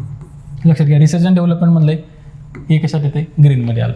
दुसरं उत्पादन मर्यादा राखण्यासाठी आर्थिक सहाय्य म्हणजे subsidies to limit production. Production limiting आहे, प्रोडक्शन लिमिट करण्यासाठीचे सबसिडी आहे. आपण बघितलं हे ब्ल्यू बॉक्समध्ये, म्हणजे हे ग्रीन बॉक्समध्ये नाही, हे ब्ल्यू बॉक्समध्ये. नंतर अन्न सुरक्षेसाठी आर्थिक सहाय्य म्हणजे फूड सिक्युरिटीसाठी, तर हे परत ग्रीन बॉक्समध्ये फूड सिक्युरिटीसाठीचं सहाय्य. नंतर शेतीतील रोग नियंत्रणासाठी, तर ह्याच्यामध्ये आणखी रोग नियंत्रणासाठी जर काही हे भेटत असेल आपल्याला आर्थिक सहाय्य तर हे सुद्धा ग्रीन बॉक्समध्ये. तर हे प्रोडक्शन लिमिटिंग सबसिडी जे आहेत हे आपल्याला माहिती असणं गरजेचं. हे ब्ल्यू बॉक्सचा भाग आहे म्हणून हे त्याचं उत्तर नाही. म्हणजे ह्या प्रश्नाचं उत्तर हे आहे, हे ग्रीन बॉक्समध्ये नाही. तर आता इथं ह्यांनी प्रश्न विचारला की ग्रीन बॉक्समध्ये काय नाही, तर असा प्रश्न विचारला जाऊ शकतो. ह्याच्यावर आणखी काय काय विचारलं जाऊ शकतं हे आपल्या डोक्यामध्ये यायला पाहिजे, लक्षात ठेवा वाचताना, की हा जो बॉक्स आहे हा आपल्या परीक्षे दृष्टीनं खूप महत्त्वाचा आहे. तर ह्याच्यातलं प्रत्येक गोष्ट माहिती पाहिजे की ग्रीन बॉक्समध्ये खालीलपैकी काय, ब्ल्यू बॉक्समध्ये काय, आंबर बॉक्समध्ये काय किंवा कशामध्ये काय नाही, ह्या सगळ्या गोष्टी माहिती पाहिजे. की हे सोडून आणखी काही आहे का, तर ह्या सगळ्या गोष्टी. आता असा प्रश्न येऊ शकतो विचारताना की प्रोडक्शन लिमिटिंग सबसिडी खालीलपैकी कोणत्या बॉक्समध्ये, हा सुद्धा प्रश्न येऊ शकतो. तर आपल्याला माहिती पाहिजे की प्रोडक्शन लिमिटिंग सबसिडी ग्रीनमध्ये आहे, ब्ल्यूमध्ये आहे का आंबरमध्ये आहे का, अजून एक रेड असतो जो की WTO नाही, असं रेड, असे ऑप्शन येऊ शकतो. तर आपल्याला तसा सुद्धा प्रश्न इमॅजिन करता आला पाहिजे, लक्षात घ्या. तर हे किंवा आता आपल्या भारतामध्ये जे डायरेक्ट मदत दिली जाते किंवा असा बी प्रश्न हे हे विचारू शकतात बरं का, की मोदींची जी योजना आहे PM किसान योजना, PM किसान योजनेमध्ये दिली जाणारी डायरेक्ट जी मदत दिली जाते शेतकऱ्यांना, ही मदत खालीलपैकी कोणत्या बॉक्समध्ये आहे, तर ही आपल्याला माहिती पाहिजे की खालीलपैकी कोणत्या बॉक्समध्ये असणार आहे. हे मला तुम्ही सांगा आपल्या चॅट बॉक्समध्ये, की कमेंट करा ह्याच्यावर की हे जे मोदींची योजना आहे PM किसान, ह्याची सबसिडी जी आहे हे कोणत्या बॉक्समध्ये ह्याच्यातली येते बघू. म्हणजे तुमचा एक अंदाज त्याच्यात कसा येतो की प्रोडक्शन डिस्टॉर्टिंग आहे का नाही ह्याच्या बेसिसवर आहे. तर ते मला सांगा तुम्ही कमेंट बॉक्समध्ये की PM किसान योजना ह्याच्यातलं कुठे येऊ शकते. तर हे अशा पद्धतीचे प्रश्न आपल्याला इमॅजिन झाले पाहिजे, लक्षात ठेवा. तर हे जर येत असेल तर मग आपण आपल्या राईट डायरेक्शनने चाललो आणि आपल्या अभ्यासाची पद्धती एकदम बरोबर आहे हे आपल्याला कळलं. तर असे प्रश्न हे जे आपण ॲनालिसिस बघतो, तर लक्षात ठेवा की ॲनालिसिस बघणं हे प्रश्न आणि उत्तरं वाचणं हे नाही, लक्षात ठेवा. जर तुम्हाला चांगले मार्क आणि लवकरात लवकर जर ह्या MPSCच्या प्रोसेसमधनं बाहेर पडायचं असेल तर ह्याच्यासाठी सगळ्यात बेसिक काय, तर आयोगाचे माइंडसेट काय, आयोग कशा पद्धतीचे प्रश्न विचारतो हे जर हे जर कळलं तर आपल्याला पुस्तक वाचतानाच ह्या गोष्टी कळायला लागतील, लक्षात ठेवा की आयोग नेमके प्रश्न कसे विचारतोय. मग हे प्रश्न असे विचारतो तर आणखी कसे पद्धतीनं ह्याच्या बाजूला ते फिरू शकतात, ह्याचा एक अंदाज येतो. आणि मग हा अंदाज आला किंवा आपण पुस्तक वाचताना आणि अरे हे प्रश्न विचारले तर मग अशा पद्धतीचे प्रश्न आणखी कोणते विचारले, मग हे ऑप्शन दिलेले नाहीत, मग असा प्रश्न येऊ शकतो. हे इमॅजिनेशन आपल्या डोक्यामध्ये चाललं पाहिजे, लक्षात ठेवा. आणि हे 100% होतं, मी सांगतो. पहिल्या वेळेला तुमचं होणार नाही, पण तुम्ही 2-3 वेळा ज्या वेळेला वाचाल त्यावेळेला तुम्हाला हे सगळं इमॅजिनेशन व्हायला लागतं. तर एक लक्षात ठेवा, क्वेश्चन पेपरचं ॲनालिसिस करणं म्हणजे मी चोरमोडेचं पुस्तक वाचू का, मी ज्ञानदीपचं वाचू का, मी अजून कोणत्या ह्याचं वाचू का, फलाण्याचं वाचू, हे महत्त्वाचं नाही. हे प्रश्नाच्या खालचं उत्तर महत्त्वाचं नाही, हे प्रश्न कसे विचारलेत हे आपल्याला कळणं म्हणजे ह्या प्रश्नाचं ॲनालिसिस, लक्षात ठेवा. तर हे कळालं आपल्याला डायरेक्शन मिळाली पाहिजे, स्पून फिडिंग नको, आपल्याला डायरेक्शन मिळाली पाहिजे ह्याच्यातनं की आयोग कसं विचारतोय. तर आपण पुढच्या प्रश्नाकडे वळू. तर लक्षात ठेवा की आपल्याला काय करणं गरजेचं आहे की आपल्याला डायरेक्शन पॉझिटिव्ह मिळाली पाहिजे, तरच आपण लवकरात लवकर ह्या फेजमधनं बाहेर जाऊ शकतो. पुढचा प्रश्न आहे राष्ट्रीय संप्रेषण धोरण म्हणजे नॅशनल कम्युनिकेशन पॉलिसी 2018ची 2022 या वर्षापर्यंत साध्य करायची आहे. तर ती म्हणजे काय, म्हणजे त्याच्यात खालीलपैकी कोणता आहे. 2022 पर्यंत जे ध्येय साध्य करायचं आहे त्याच्यात खालीलपैकी कोणतं बरोबर आहे. तर आता ही बघा, आता हे प्रश्न जे आहे हे 2018ची पॉलिसी आहे, त्यावेळेला न्यूजपेपरला आलेली. जर तुम्ही ह्याच्यानंतर अभ्यास चालू केलेला असेल तर ह्याच्यावरचं असे काही प्रश्न आपल्या अभ्यासात असतात, पेपरमध्ये येतात की जे आपण कधीच वाचलेले नसतात किंवा पुस्तकात पण सापडत नाही. तर मग ह्याला कसं डील करायचं आपल्या नॉलेजच्या बेसिसवर, आपल्या सगळं आपला जो आवाका आहे आपल्या सिलेबस आहे त्याच्या बेसिसवर कसं डील करायचं तुम्ही बघा. फक्त मी तुम्हाला सांगतो. तर ही पॉलिसी आहे 2018ची आणि 2022 पर्यंत आपल्याला अचीव करायची. तर ह्याच्यातलं खालीलपैकी कोणतं आहे? पहिला ऑप्शन बघा, टू डिजिटल सबलीकरण करणे, म्हणजे टू अचीव डिजिटल एम्पॉवरमेंट. हा पहिला ऑप्शन आहे की डिजिटल एम्पॉवरमेंट. हे डिजिटल एम्पॉवरमेंट अचीव करणे हे ग्रॉस स्टेटमेंट आहे, लक्षात घ्या. म्हणजे एकदम ब्रॉड आहे की हे बरोबर असू शकते डिजिटल एम्पॉवरमेंट. जर आपण भारताचं सध्याचं जर प्रोग्रेस बघितलं तर ज्यावेळेपासून मोदी गव्हर्नमेंट आले 2014 पासून, त्यावेळेला ते सगळं नुसतं डिजिटल करा डिजिटल करा डिजिटल करा चालू आहे. त्यावेळी त्याच्या अगोदर पण होते मनमोहन सिंग, त्यावेळेला पण त्यांनी लँड रेकॉर्ड वगैरे डिजिटलायझेशनचा प्रोग्राम 2007ला चालू झालेला. तर ते तिथून डिजिटलायझेशन चालू झालं. इंटरनेटचं रिव्होल्यूशन खूप मोठ्या प्रमाणात आहे. तर मग ही कम्युनिकेशन पॉलिसीमध्ये डिजिटल एम्पॉवरमेंट अचीव करणं हे ब्रॉड स्टेटमेंट आहे. तर बरोबर असू शकते असा अंदाज आपल्याला आपल्या नॉलेजच्या बेसिसवर यायला पाहिजे की हां बाबा हे बरोबर असू शकते, आपण पॉझिटिव्ह राहू याच्याबद्दल. मग आता पुढचं ऑप्शन बघा, भारताच्या स्थूल देशांतर्गत उत्पादनात डिजिटल सप्रेशनाचा वाटा 10% वाढवणं. वाटा कितीपर्यंत वाढवायचा? 10% तर स्थूल अंतर्गत वाटा वाढवायचा आहे हे तर बरोबर आहे, पण हे 10% जे दिले हे बरोबर आहे का? हे बरोबर आहे का? हे सगळ्यात महत्त्वाचं आहे. तर इथं आपल्याला रिस्क घेता येत नाही, लक्षात ठेवा. ही आपल्याला माहिती असणं गरजेचं आहे. आणि MPSCचं एक माइंडसेट लक्षात घ्या, MPSCचे जे पेपर काढणारे आहेत ना, पेपर सेटर, हे लोक जास्त डीपमध्ये जाऊन तुम्हाला काहीतरी चुकीचं देतील असं हे करत नाहीत. हेच लोक सहसा आकड्यासोबत खेळतात, मॅक्सिमम टाइम्स आकड्यासोबत खेळतात. आणि आकड्याचे जे असतात त्याच्याबद्दल आकडा आला की आपण कॉन्शियस होणं गरजेचं आहे, डेट आली आपण कॉन्शियस होणं गरजेचं आहे, इयर आला आपण कॉन्शियस होणं गरजेचं आहे. तर हे 10% वाढवणे हे बरोबर आहे का नाही, की बाबा मी वाचलेलं नाही मग बघू हे बरोबर आहे की नाही, ह्याच्यापर्यंत जायचं ठरवू आपण. पुढचं काय, सर्वांना ब्रॉडबँड सेवेचा पुरवठा, म्हणजे providing broadband to the all. Broadband सेवा सगळ्यांना पुरवणे ही 2018ची पॉलिसी सांगते. तर हे बरोबर आहे का?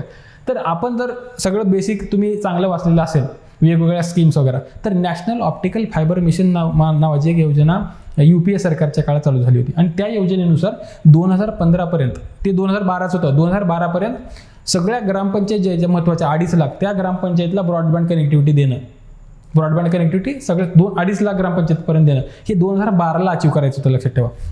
तर प्रोव्हाइडिंग ब्रॉडबँड टू ऑल हे आता पॉसिबल आहे का 2022ला? तर असू शकते, कारण 2012लाच आपण ते बघितलं होतं स्वप्न की आपल्याला 2.5 लाख ग्रामपंचायतपर्यंत ब्रॉडबँड पोहोचवायचं होतं आणि ग्रामपंचायतच्या माध्यमातून त्या लोकांना. तर हे जे आहे प्रोव्हाइडिंग ब्रॉडबँड टू ऑल, तर हे बरोबर असू शकते जर आपल्याला बेसिक माहिती क्लिअर असेल तर हे बरोबर असू शकते, कारण हे ब्रॉड स्टेटमेंट आहे. तर एक अंदाज लक्षात घ्या, जर कुठेही ब्रॉड स्टेटमेंट दिलेलं असेल, ब्रॉड स्टेटमेंट म्हणजे ओव्हर हे नाही असं, म्हणजे एक्सेसिव्ह नाही, इकडच्या दोन्ही एक्स्ट्रीमला नाही, पण असं ब्रॉड आहे, एक्स्ट्रीमला न राहता की मेडिओकर, म्हणजे सांगतोय की बा हां असू शकते.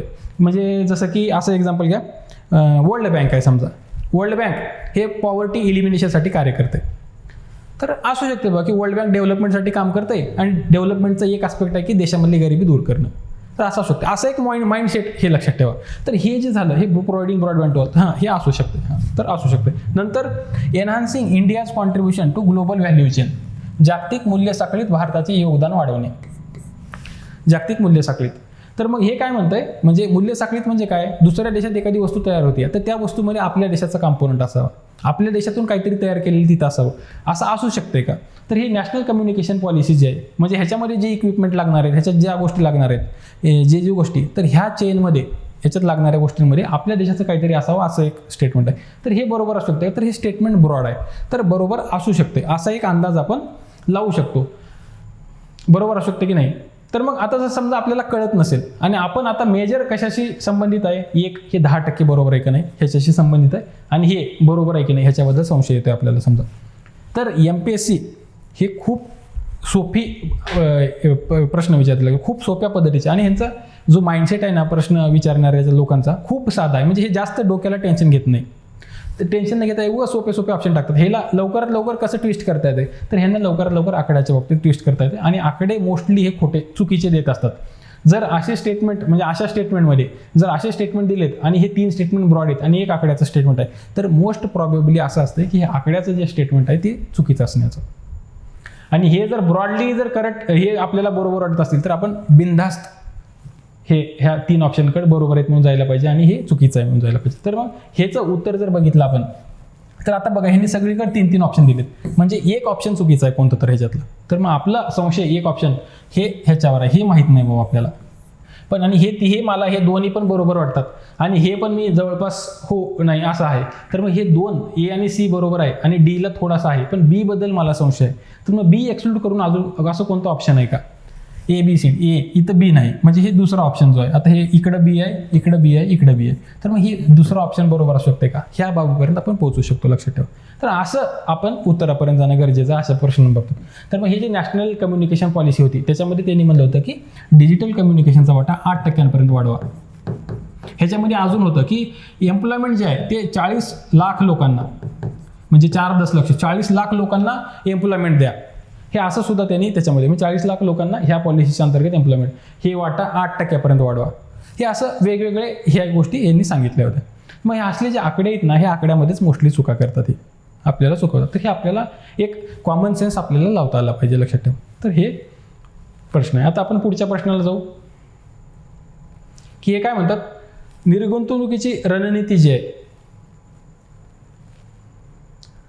निर्गुंतवणुकीमध्ये स्ट्रॅटेजिक सेल काय म्हणते? Strategic sale as a method of disinvestment means which of the following, म्हणजे खालीलपैकी कोणतं स्टेटमेंट स्ट्रॅटेजिक सेल आहे असं सांगते. तर मग हे निर्गुंतवणुकीवर डिपेंड आहे, म्हणजे आपल्याला डिसइन्व्हेस्टमेंट म्हणजे निर्गुंतवणूक ह्याच्याबद्दलची काहीतरी बेसिक माहिती पाहिजे की निर्गुंतवणूक करायची आहे तर निर्गुंतवणूक आपण किती माध्यमातून करतो. जर आपण हे वाचलेलं असेल बेसिक इकॉनॉमिक्समध्ये तर आपल्याला माहिती पाहिजे की निर्गुंतवणूक जी आहे भारतामध्ये ती 2 माध्यमातून होते, म्हणजे 2 टाईपने. एक पब्लिक ऑफर. पब्लिक ऑफरमध्ये आपल्या एखाद्या कंपनीतले शेअर लोकांना देणे, एखाद्या कंपनीमधले शेअर इन्स्टिट्यूशनला, एखाद्या छोट्या इन्स्टिट्यूशनला देणे किंवा लोकांना देणे, युजली लोकांना देणे, त्याला म्हणतात पब्लिक ऑफर. आणि दुसरं असतंय स्ट्रॅटेजिक सेल.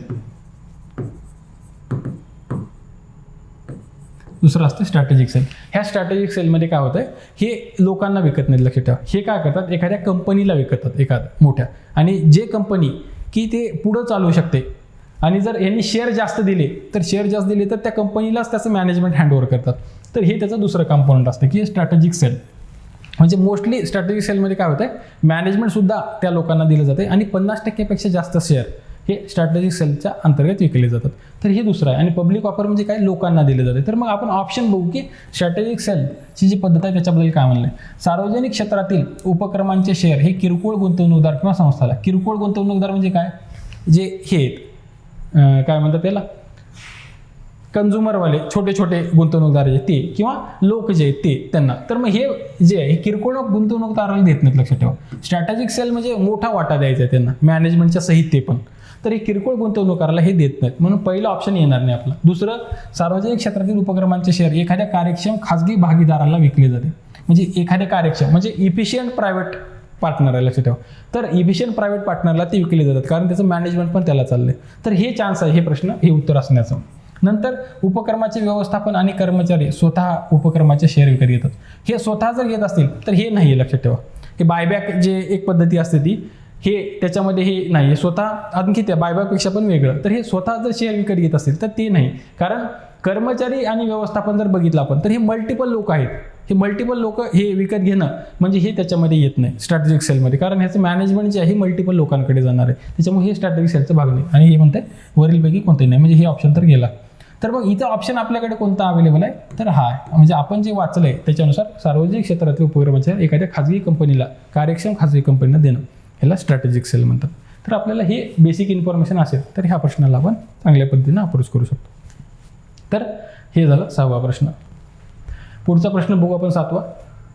स्वजलधारा कार्यक्रमाबद्दल प्रश्न विचारला त्याने. स्वजलधारा कार्यक्रम त्वरित ग्रामीण पाणी पुरवठा कार्यक्रमाचा भाग म्हणून सुरू झाला. Swajaldhara program started as a part of accelerated rural water supply programme. तर स्वजलधारा हे जर बघितलं तुम्ही, स्वजलधारा, स्व म्हणजे स्वतः, लोक असल्यासारखं, जलधारा म्हणजे पाणी, म्हणजे लोक स्वतः त्या वॉटरशी रिलेटेड आहे त्याच्यामध्ये.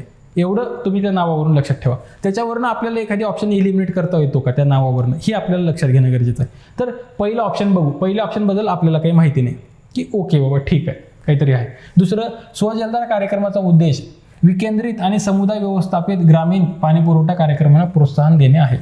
का म्हणतोय हा की डिसेंट्रलाइज आणि community manage rural water supply, म्हणजे ज्या लोकांना पाणी पाहिजे त्याच कम्युनिटीनी ते मॅनेज करणं, त्याच कम्युनिटीनी ते मॅनेज करणारं हे सप्लाय आहे का ग्रामीण भागातलं. तर लक्षात घ्या, म्हणजे स्वतः पाण्याचं मॅनेजमेंट स्वतः करणारी ही लोक आहेत, लक्षात ठेवा. तर मग हे जे ऑप्शन म्हणतंय तर हे ऑप्शन बरोबर असण्याचे खूप जास्त चान्स आहेत, कारण आपल्याला त्याच्या त्या स्वजलधारा ह्या शब्दावरूनच प्रेडिक्ट होते की पाण्याच्या मॅनेजमेंटमध्ये स्वतः पार्टिसिपेट असणं, म्हणजे जे लोक पाणी लागणार आहे ते तिथले जे कम्युनिटीचे लोक आहेत तेच त्याच्यात पार्टिसिपेट आहेत. तर हे ऑप्शन 100% बरोबर आहे. हे फक्त आपल्याला ते नावावरूनच कळते, लक्षात ठेवा.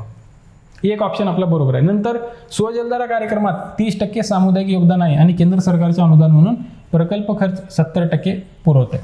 म्हणजे केंद्र सरकार 70% पैसे देत आहे आणि स्वजलधारा लोक जे आहेत हे 30% देतात असं ते म्हणते. ह्याच्या अगोदरच मी तुम्हाला ट्रिक सांगितलं, तो लक्षात ठेवा. जिथं हे जे MPSC आहे ना, MPSCचे पेपर सेटर हे सगळे एकदम सोप्या गोष्टीला ट्विस्ट करतात. आणि सोपी गोष्ट म्हणजे आकडे, लक्षात ठेवा. इयर असेल, वर्ष असेल, कुठला असला रेट असेल, कुठले पैसे असतील, डेट असतील, ह्याच्याशीच हे खेळत राहतात. तर स्वजलधारा कार्यक्रमात 30%, लगेच मग आपण संशयी व्हायचं. आकडे आलेत की बरोबर आहे की चूक आहे हे आपल्याला माहिती नाही, तर मग आपण हे संशय घेणं गरजेचं आहे ह्याच्यावर सगळ्यात जास्त. आणि हे जे स्वजलधारा कार्यक्रम त्वरित ग्रामीण पाणी पुरवठा, आता इथं म्हणतं की ग्रामीण पाणी पुरवठा कार्यक्रमाला प्रोत्साहन दिले. जर हे ऑप्शन बरोबर असेल तर पहिला ऑप्शन पण बरोबर असण्याचा चान्स आहे, कारण रुरल एरियामध्ये ॲक्सेलरेटेड म्हणजे लवकरात लवकर वॉटर सप्लाय करावा, तर ह्याच्यासाठीच आहे. तर हे 2 ऑप्शन आपल्याकडे बरोबर आहेत असा आपल्याला अंदाज आले. किंवा असं समजा तुम्हाला फक्त B बरोबर आहे असं जर समजत असेल तर मग ह्यांनी काय विचारलं, ह्याच्यातलं योग्य विधान कोणतं आहे.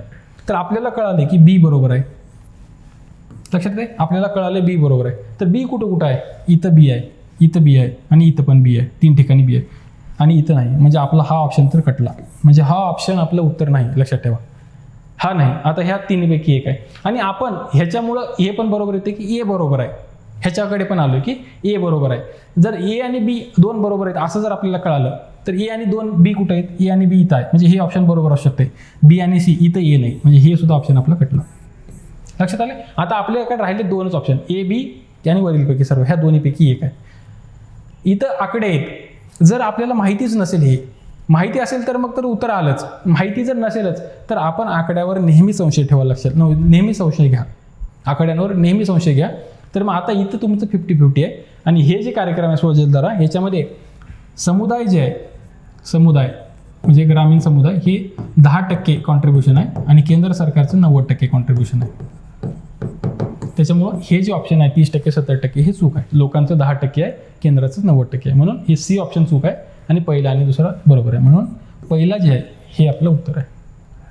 तर असे काहीतरी आपल्याला म्हणजे उत्तराकडे जाण्याचं काहीतरी टेक्निक आपल्याकडे पाहिजे, लक्षात ठेवा. तर अशा पद्धतीचं टेक्निक म्हणजे हे नाही तर मग आता हे आपले 2 वगळे ह्याच्यावरनं ब्रॉड स्टेटमेंट काही सांगताय का, तर त्याच्यावरनं जा. तर ह्या गोष्टी आपल्याला माहिती. मग हे स्वजलधारा प्रोजेक्टबद्दल आता हे प्रश्न विचारले तर आणखी ह्याच्यावर काय प्रश्न विचारला जाऊ शकते, लक्षात ठेवा. हे स्वजलधारा जे कार्यक्रम आहे हे 2002 साठी चालू झालेला आहे कार्यक्रम.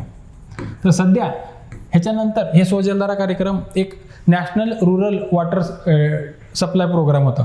National rural water supply program हा, तर ते 2005 साली जे चालू झालं होतं national rural water supply program, त्याच्यामध्ये हे विलीन झाले. स्वजलधारा कार्यक्रम जे आहे ते त्या प्रोग्राममध्ये विलीन झाले.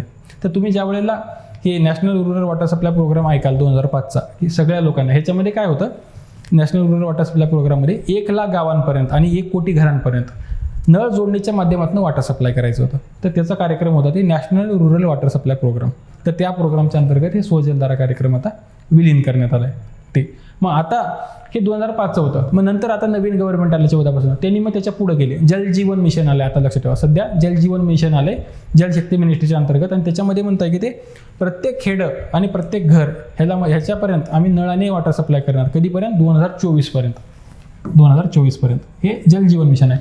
तर मग ज्या वेळेला आपण स्वजलधारा वाचतो त्यावेळेला ह्याचं प्रोग्रेशन सध्या काय झालंय, जर आपण हे इथंच बघून घेतलं, पुस्तक बघितलं लगेच, हां हे स्वजलधारा हे कशाचा भाग आहे काय नाही कुठे जाते, तर ह्याचं प्रोग्रेशन बघून घेतलं तर हे सुद्धा प्रश्न जर नेक्स्ट टाइम विचारले तर आपले कधीच विसरत नाहीत, लक्षात ठेवा. हे प्रश्न सुद्धा कधीच विसरत नाहीत. म्हणून आपलं जे ॲनालिसिस आहे हे फक्त त्या प्रश्नापुरतं मर्यादित न राहता त्याच्या बाजूला आपण जाणं गरजेचं आहे. आणि हे असं स्वजलधारा कार्यक्रमाचं विचारलं तर आणखी कोणत्या कार्यक्रमाचं विचारू शकते. अटलचा काही प्रोग्राम आहे, अमृत नावाचा प्रोग्राम आहे, स्मार्ट सिटीचा काही प्रोग्राम आहे, अशावर कसे प्रश्न विचारले जातील. तर अशा पद्धतीचा ट्रॅक आपल्याला माहिती पाहिजे, लक्षात ठेवा. तर हे आहे स्वजलधाराचा कार्यक्रम. त्याच्यानंतर पुढच्या प्रश्नाला जाऊ आपण. 8वा प्रश्न आहे, वेगवान आणि अधिक समावेशक विकासाकडे हे कोणत्या भारतीय पंचवार्षिक योजनेचे उद्दिष्ट होतं. म्हणजे towards faster and more inclusive growth was an objective of dash dash dash 5 year plan. कोणत्या 5 इयर प्लॅनचं उद्दिष्ट आहे. तर आपल्याला बेसिक आहे, हे आपल्याला माहितीच असणं गरजेचं आहे. फक्त रिपीटेडली वाचलं की हे लगेचच लक्षात येतं. तर आता हे जे आहे टुवर्ड फास्टर, आता प्रत्येक 5 इयर प्लॅन आहे ना, काहीतरी उद्दिष्ट आहे, लक्षात ठेवा. प्रत्येक 5 इयर प्लॅनचं त्याच्यामध्ये काहीतरी योजना चालू झाली, त्याच्यावर प्रश्न विचारला जातो, उद्दिष्टावर प्रश्न विचारला जातो. तर मग आता हे उद्दिष्ट कशाचं आहे, तर हे प्रत्येकाचं उद्दिष्ट आपल्याला माहिती असणं गरजेचं आहे की कोणत्याही उद्दिष्टावर प्रश्न विचारला जातो. किंवा एखाद्या 5 इयर प्लॅनचं मेन एम्फसिस करणारा एरिया कोणता आहे. म्हणजे जसा पहिला 5 इयर प्लॅन आहे शेतीमध्ये एम्फसिस केला, दुसरा 5 इयर प्लॅन आहे उद्योगावर एम्फसिस केला, तिसरा 5 इयर प्लॅन आहे शेती प्लस उद्योग, ह्या दोघांवर एम्फसिस केलं. तसं एम्फसिस केलेले 5 इयर प्लॅन कोणते आहेत, कशामध्ये शिक्षणावर एम्फसिस झालं, कशावर सामाजिक सेवामध्ये एम्फसिस झालं, असे सुद्धा प्रश्न विचारतात. तर ह्या प्रश्नावरनं आपल्याला असे वेगवेगळे डायमेन्शन्स ओपन झाले पाहिजे. तर आता हे प्रश्न जे आहे हे एकदम माहिती असणंच गरजेचं आहे. आता हे टुवर्ड्स फास्टर आणि मोर इन्क्लुझिव्ह हे जे आहे 11वा 5 इयर प्लॅन जे होतं त्याचं होतं faster and inclusive growth. Faster and inclusive growth हे त्याचं हे आहे 11व्या 5 इयर. 12वा 5 इयर प्लॅन जे आहे 12th 5 इयर प्लॅन म्हणजे ह्याचं वेगवान आणि समावेशक विकास. वेगवान आणि समावेशक विकास असं त्याचं हे आहे 11व्या 5 इयर प्लॅनचं. आणि 12वा 5 इयर प्लॅन आहे त्याचं काय, शाश्वत, वेगवान, शाश्वत आणि अधिक समावेशक विकास. अधिक समावेशक विकास हे असं 12व्या 5 इयर प्लॅनचं आहे. तर 11व्या 5 इयर प्लॅनचं वेगवान आणि समावेशक आहे. आता इथं विचारले वेगवान आणि अधिक समावेशक. तर हे 11व्या 5 इयर प्लॅनमध्ये अधिक शब्द वापरला नाही, फक्त वेगवान आणि समावेशक विकासाकडे एवढा शब्द वापरलाय. आणि 12वा 5 इयर प्लॅन जे होतं त्याच्यामध्ये त्यांनी काय वापरलंय, वेगवान अधिक समावेशक आहे पण अधिक समावेशक शाश्वत आहे. वेगवान अधिक समावेशक आणि शाश्वत विकास असं आहे. असं 12व्या 5 इयर प्लॅनचं आहे. त्याच्यामुळे 11व्या 5 इयर प्लॅनमधलं ते अधिकचा शब्द त्याच्यामध्ये नाही आणि 12व्या 5 इयर प्लॅनमधलं शाश्वत विकास हे शब्द नाही. हे असं पोरांनी ते हे पाठवले. आता त्यांना एक्सपेक्टेड होतं की हे 11वं उत्तर असावं, 11व्या 5 इयर प्लॅनचं हे असावं, कारण शाश्वत विकास हे एवढा मोठा शब्द वापरला नाही. पण हे अधिक शब्द जे आहे हे शब्द सुद्धा 11व्यामध्ये नाही. 11व्यामध्ये फक्त शब्द आहे की वेगवान आणि समावेशक विकासाकडे. त्याच्यामुळे हे कोणीतरी तक्रार पाठवली आणि ते रिजेक्ट झाला, हा प्रश्न कॅन्सल झाला. त्या प्रश्नाचं उत्तर त्यांनी दिलं नाही. जर असं असेल की वेगवान आणि समावेशक विकासाकडे हे कोणतं आहे तर त्याचं 11वं उत्तर येईल वेगवान अधिक समावेशक आणि शाश्वत विकासाकडे हे कोणाचं आहे असं जर असेल तर त्याचं उत्तर 12वं येईल, लक्षात ठेवा. तर हे असा प्रश्न आहे, कॅन्सल झालेला प्रश्न आहे. पुढचं जाऊ.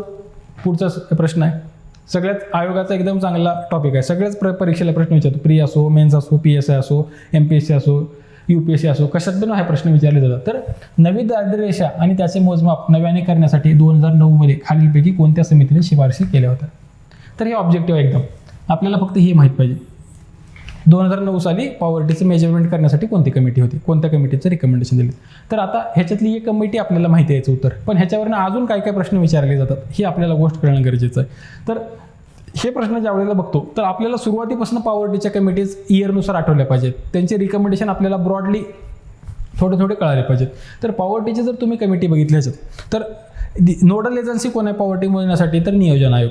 प्लॅनिंग कमिशन हे नोडल एजन्सी होती, आता सध्या नीती आयोग हे त्याचं नोडल एजन्सी आहे. त्याच्यानंतर मग ह्याच्यात कमिट्या कोणत्या आल्या पॉवर्टी मोजण्याच्या, तर 1962 जर बघितलं 1962 1962ला कोण होतं, धनंजयराव गाडगीळ कार्यगट. नंतर 1971ला कोण आले, दांडेकर आणि रथ हे आले होते. नंतर 1979 अलग कार्यगट 1979ला होतं. नंतर 1993 लकडावाला. नंतर 2005ला सुरेश तेंडुलकर आणि हे 2005ला येऊन यांनी रिकमेंडेशन दिलं 2009ला. आणि त्याच्यानंतर परत 2013ला रंगराजन समिती आली. त्याच्यानंतर परत 2015ला नवीन सरकार आलं, त्यांनी पनगारियाचं कार्यगट इस्टॅब्लिश केला. तर हे सगळे जे आहेत हे पॉवर्टीचं इव्होल्युशन पॉवर्टी मेजरमेंटचं इव्होल्युशन आपल्याला माहिती पाहिजे. आणि प्रत्येक समितीचा रिकमेंडेशनवर सुद्धा प्रश्न विचारला जातो. तर ते रिकमेंडेशन कोणते कोणते हे सुद्धा आपल्याला माहिती पाहिजे. कसे चेंज झालेत, कॅलरीचं कुणी दिलंय, किंवा फूड बास्केट कुणी ॲड केलंय, किंवा हेल्थ आणि एज्युकेशनचा खर्च कुणी ॲड केलाय, कोण किती पर्सेंटेज होतं म्हणलं. ह्याच्यासोबत वर्ल्ड बँकेने पॉवर्टी क्रायटेरिया मोजण्यासाठी काय हे केलंय, तर हे सगळं माहिती पाहिजे. आता हे सुरेश तेंडुलकर होते, 2005ची कमिटी आहे, 2009ला त्यांनी रिकमेंडेशन दिले.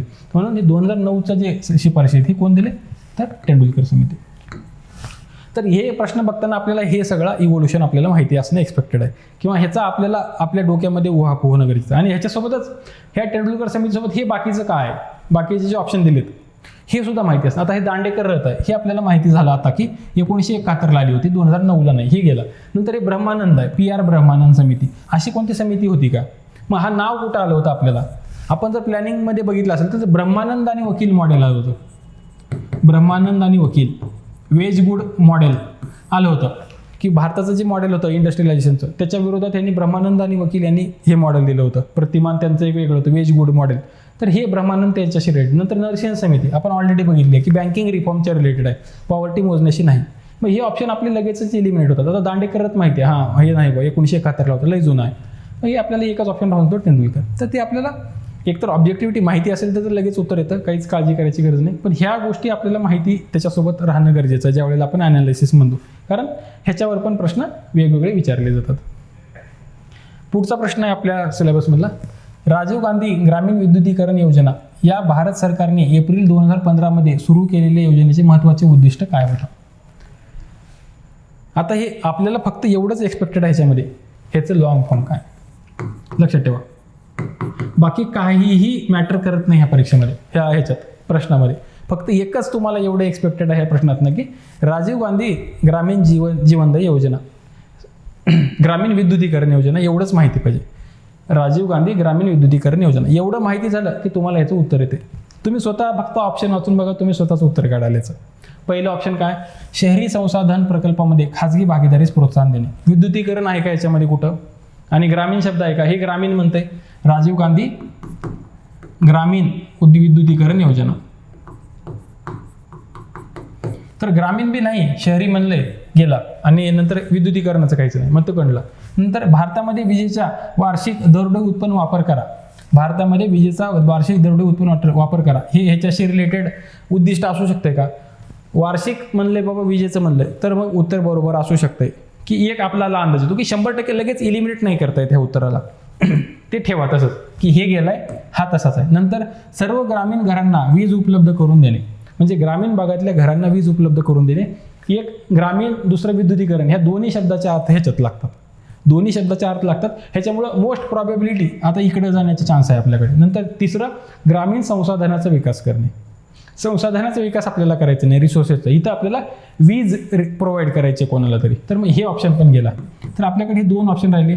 तर ह्याच्यातलं मोस्ट अप्रोप्रिएट कोणतं असणार आहे ह्या लॉंग फॉर्मवरून? तर तिसरं आहे, ग्रामीण भागामध्ये विद्युतीकरण करायचं, हे त्याचं मोस्ट अप्रोप्रिएट. तर विचार करा ह्याच्यातलं एक्सपेक्टेड काय, फक्त एक्सपेक्टेड काय तुम्हाला, तर लॉंग फॉर्म एक्सपेक्टेड आहे. तर असे काही प्रश्न त्यांनी विचारले. आता हे प्रश्न आहे, राजीव गांधी ग्रामीण विद्युतीकरण योजना दिले आणि हे लॉन्च इन एप्रिल 2005. बऱ्याच वेळेला ह्या प्रश्नामध्ये दिलेलीच माहिती तुम्हाला कुठेतरी दुसरीकडे एखादी उत्तरामध्ये वापरता येते. बऱ्याच ठिकाणी असं विचारलं जाते की राजीव गांधी ग्रामीण विद्युतीकरण योजनेबद्दल खालील विधाने कन्सिडर करा. तर खालील विधाने कन्सिडर केल्यावर तिथं लिहिलेलं असतं, पहिलाच ऑप्शन असते, ही योजना एप्रिल 2005 मध्ये लॉन्च करण्यात आली. तर ह्या प्रश्नामध्येच त्याचं उत्तर आहे. तर असे म्हणजे मी हे प्रश्न म्हणत नाही, असा एखादी दुसरा प्रश्न येतो की राजीव गांधी जीवनदायी ग्रामीण विद्युतीकरण योजनेबद्दल खालील विधाने कन्सिडर करा, त्याच्यामध्ये ही ऑप्शन असू शकते. तर ह्याच्यातली इन्फॉर्मेशन सुद्धा तुम्हाला दुसऱ्या प्रश्नांमध्ये बरेचसे कामाला येतात. तर हे आपल्याला असं थोडंसं वेगळा अप्रोच ठेवून वेगळ्या मार्गाने आपल्याला त्या उत्तरापर्यंत पोहोचणं गरजेचं आहे. पुढचा प्रश्न बघा,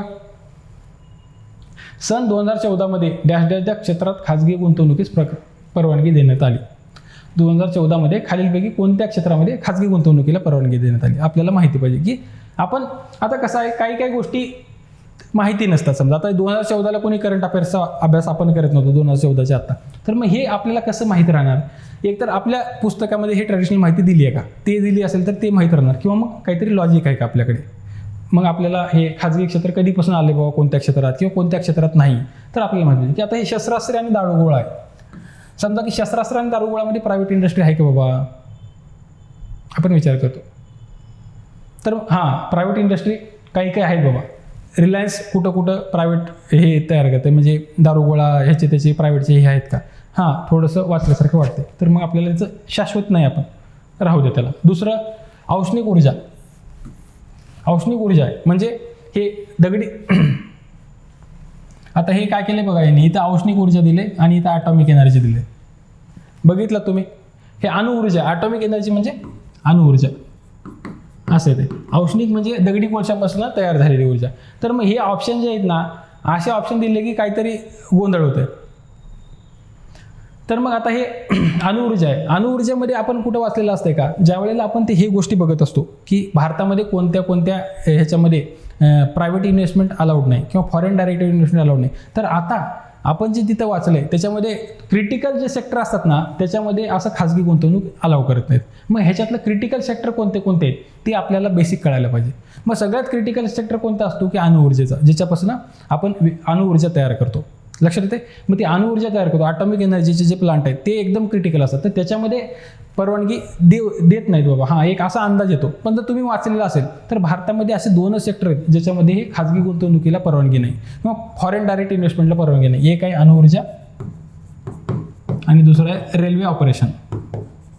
रेल्वे ऑपरेशन लक्षात ठेवा. ऑपरेशनमध्ये रेल्वेच्या, इन्फ्रास्ट्रक्चरमध्ये रेल्वेच्या अलाउड आहे, पण ऑपरेशनमध्ये अलाउड नाही. तर हे 2च सेक्टर आहेत ह्याच्यामध्ये प्रायव्हेट इन्व्हेस्टमेंट अलाउड नाही. हे सोडून बाकी सगळीकडे प्रायव्हेट इन्व्हेस्टमेंट अलाउड आहे. आता एक कोळसा आणि लिग्नाईट ह्याच्यामध्ये तर तुम्हाला ते कोळसा घोटाळा माहिती आहे. कोळसा घोटाळा जे झालं होतं की ते कोल, जर तुम्हाला ते जरी माहिती असेल नेमकं, तरी मग ते कोल कशामुळे झालं होतं ते प्रॉब्लेम, तर प्रायव्हेट इन्व्हेस्टमेंट त्यांनी अलाउड केली होती, त्यामुळे झालं होतं आणि खूप जुनं आहे.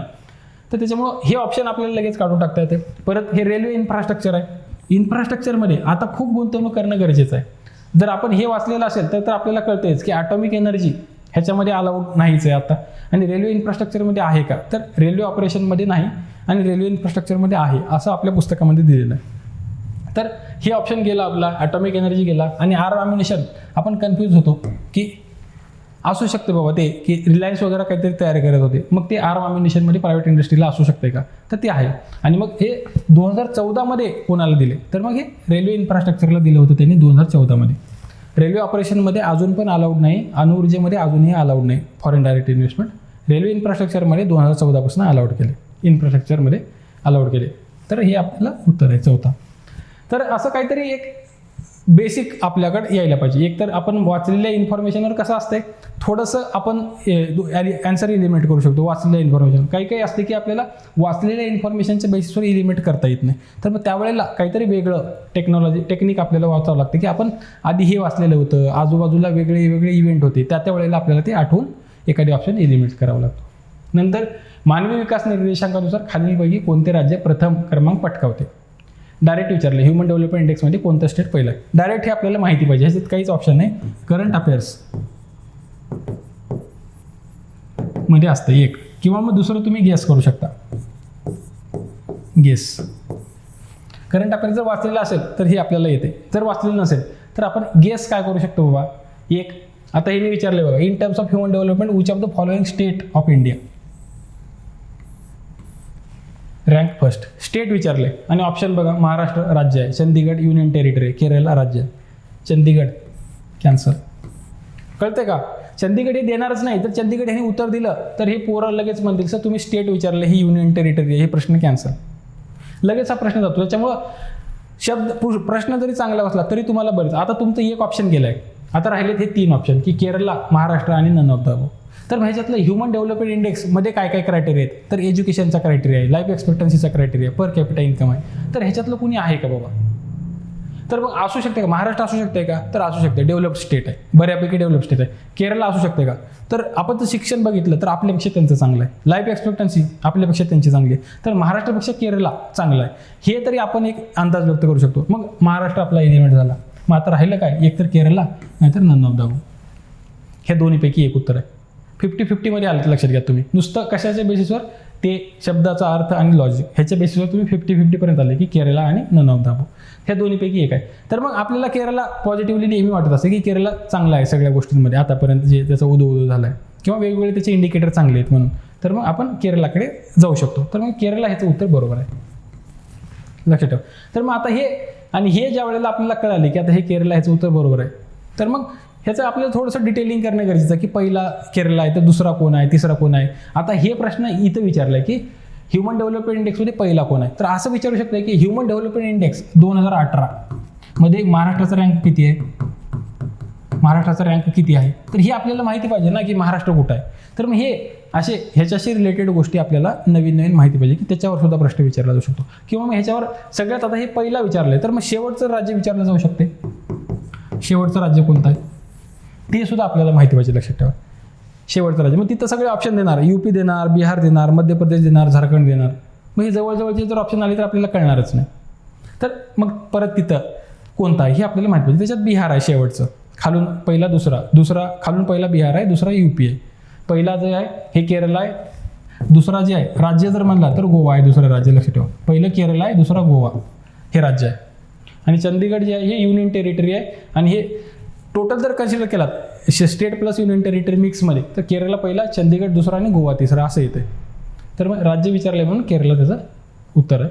तर हे आपल्याला माहिती पाहिजे की अशा पद्धतीने आपण बऱ्याचशा गोष्टी एलिमिनेट करू शकतो. त्यासाठी पेपर केअरफुली वाचणं आपल्याला गरजेचं आहे, पेपर केअरफुली वाचणं गरजेचं आहे.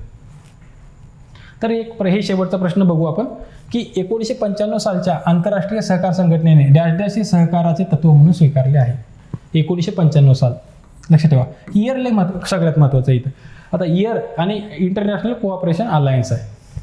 तर इंटरनॅशनल कोऑपरेशन अलायन्स 1995 लक्षात आली की आपल्याला लक्षात यायला पाहिजे की ह्यांनी असे काही हे केलेत का बाबा, कोणत्या कोणत्या वर्षी काही तत्व दिलेत का.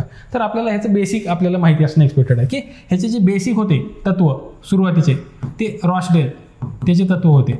मग तेच त्यांनी कंटिन्यू केले. आणि त्याच्यानंतर 1964ला त्यांनी एक कर्वे जे होते खूप मोठे अभ्यासक होते याच्यातले सहकारातले, ते DG कर्वे यांच्या अध्यक्षतेखाली एक समिती निर्माण केली. मग ह्यांच्या अध्यक्षतेखाली समिती निर्माण केल्यावर त्यांनी सांगितले की 6 तत्व आहेत. त्यांनी 6 तत्व दिले. अगोदर होते 7 जुने 7 होते. ह्या कर्वेंनी काय केले त्याचे 7 केले. आणि ह्या कर्वेंनी एक नवीन दिलं होतं. ह्यांनी काय दिलं होतं, cooperation among cooperative. Cooperation among cooperative म्हणजे सहकाराअंतर्गत सहकार, ह्याला मराठीमध्ये म्हणतात सहकाराअंतर्गत सहकार. हे त्यांचं तत्व होतं, लक्षात ठेवा. हे कर्वेने दिलं होतं. नंतर मग 1995ला नवीन आलं की स्वॅन अके बुक. स्वॅन अके बुक हे 1995ला एक हे आली. आणि ह्यांनी परत काय केले, 6चे 7 केले. कर्वेंनी जे दिले 5 जवळपास तसेच होते, फक्त एक चेंज होता त्याच्यात की सहकाराअंतर्गत सहकार हे कर्वेंचं स्पेशल आहे, लक्षात ठेवा. ह्याच्यावरच प्रश्न विचारले जातात. असं जे एक्सेप्शन आहे ना कुठंही कोणत्याही ह्याच्यात जा, एक्सेप्शन जिथं आलं ते तुम्हाला माहितीच पाहिजे, लक्षात ठेवा. ते तुम्हाला माहितीच पाहिजे, त्याच्यावर 100% प्रश्न विचारण्याचे चान्सेस आहेत. तर इथं कर्वेंचं एक्सेप्शन होतं की यांनी 6 दिले आणि सहकाराअंतर्गत सहकार हे त्यांचं नवीन होतं. तर ह्या नवीन तत्वावर प्रश्न विचारला जातो. नंतर हे स्वॅन अके बुकनी 7 दिले आणि त्याच्या अंतर्गत त्यांनी एक गोष्ट दिली की concern for community. Concern for community हे पूर्णपणे नवीन दिले त्यांनी, लक्षात ठेवा. पूर्ण नवीन होतं. कन्सर्न फॉर कम्युनिटी म्हणजे समाजाबद्दलची भावना, समाजाबद्दलची भावना हे आपल्याला असणं गरजेचं आहे सहकाराच्या अंतर्गत. तरच आपण समाजाच्या ह्याच्यासाठी म्हणजे चांगलेपणासाठी काम करू शकतो. तर हे होतं ते स्वॅन अके बुक 1995ला दिलेलं. तर आपल्याला अशी बेसिक गोष्टी जरी माहिती असले, एक्सेप्शन काही वेगळे पण त्यांचं वेगळं पण काय दिले बाबा त्यांनी बाकीच्यांपेक्षा, ते जरी माहीत असेल तर आपल्याला उत्तर येतात. तर आता हे 1995चं विचारले तर हे स्वॅन अके बुक 1995ला आले होते. त्यांनी काय नवीन तत्व दिले तर पहिलं बघा ऑप्शन सहकाराअंतर्गत सहकार हे दिलं होतं कर्वेंनी. म्हणजे हे ऑप्शन नाहीच आहे त्याचं, सहकाराअंतर्गत सहकार हे कर्वेंनी दिलं होतं. लोकशाही नियंत्रण हे सुरुवातीपासून आहे, म्हणजे एकदम रॉसडेलपासून सुरुवातीपासून लोकशाही नियंत्रण म्हणजे लोकांनीच कंट्रोल करायला पाहिजे हे. नंतर सभासदांचा आर्थिक सहभाग हे सुद्धा अगोदरपासून चालत आलं की सभासदांचा आर्थिक सहभाग असायला पाहिजे. आणि या स्वॅन अके बुकनी ह्याच्यामध्ये थोडी चेंजेस करून वेगळं लिहिले. पण हे पूर्णपणे इथं नवीन आलं नाही, ह्यांनी तर थोडं ह्याच्यामध्ये चेंज केलं. हे जे अगोदर होतं ते. आणि समाजाबद्दलचे कर्तव्य म्हणजे कन्सर्न फॉर कम्युनिटी हे त्यांचं आहे. मग हे नवीन त्यांचं आहे. मग हे आपल्याला माहिती पाहिजे की हे 4थं हे त्यांनी दिलेलं आहे. कोण? 1995च्या सहकार समितीने स्वॅन अके बुक नावाची एक समिती त्यांनी एस्टॅब्लिश केली होती. त्यांनी एक ॲड केला 7वा कन्सर्न फॉर कम्युनिटी आणि त्यांनी दिलं. तर हे आपल्याला एवढं जरी माहिती असेल की आपल्याला लगेच उत्तरापर्यंत पोहोचायचं. तर मग आता हे सहकार आहे, ह्याच्यामध्ये कोणते कोणते प्रश्न विचारले जातात. तर आता हे प्रश्न यांनी विचारले, तर ह्याच्यावर अजून ट्रॅक कुठं कुठं जाऊ शकतो, तर त्या गोष्टी आपल्याला माहिती राहणं गरजेचं आहे. लक्षात ठेवा, हे कशामुळे माहिती राहणं गरजेचं आहे, प्रश्न कोणते कोणते विचारले जातात हे का माहिती राहणं गरजेचं आहे. तर आयोग जे जुन्या प्रश्नांचं रिपिटेशन करत होतं ते आता करणं खूप कमी केलं. लक्षात ठेवा, हार्डली 3-4 प्रश्न वगैरे सापडतात की आपल्याला ते जुन्या प्रश्नांचं रिपिटेशन झाले, बाकीचे सगळे प्रश्न नवीन असतात. त्याच्यामुळे आपल्याला त्याचा अंदाज येणं गरजेचं आहे. प्रश्न कशा पद्धतीने विचारले हे एकदा शिकलो आपण की मग आपण मार्ग आपला सुकर होतो. तर हे आपल्याला ह्या PYQ ॲनालिसिसमध्ये शिकणं गरजेचं आहे. तर आज आपण इथंच थांबू. तुम्हाला जर हे आवडलं असेल तर कमेंट करून आम्हाला सांगा, किंवा ह्याच्यामध्ये काही तुम्हाला ॲडिशन पाहिजे असेल, आणखी PYQ ॲनालिसिस पाहिजे असतील तर त्याच्याबद्दल पण आम्हाला तुम्ही कमेंट करून सांगा. आणि तुम्हाला मी सुरुवातीला सांगितलं आहे की इकॉनॉमीचा जो कोर्स आहे आपण देतोय, हा प्रॉपर इकॉनॉमीचा कोर्स, आणि मी एन्श्युअर करतो की एकदम चांगले मार्क तुम्हाला ते 110 गुणांपैकी मिळतील इकॉनॉमीच्या, आणि एकदम point wise to the point कसे प्रश्न विचारले जातात, कशा पद्धतीने पुढं आणखी विचारलं जाऊ शकते, एकदम डिटेल ॲनालिसिस आहे सहित हे तुमचा सिलेबस कव्हर केला जाईल याच्यामध्ये. तर तुम्ही शांतपणे ऐकलात हे, त्याबद्दल तुमचं सर्वांचं धन्यवाद. आणि मग आज आपण इथंच थांबू. परत पुढच्या वेळेला भेटू एका नवीन PYQ ॲनालिसिस सोबत. तोपर्यंत थँक्यू.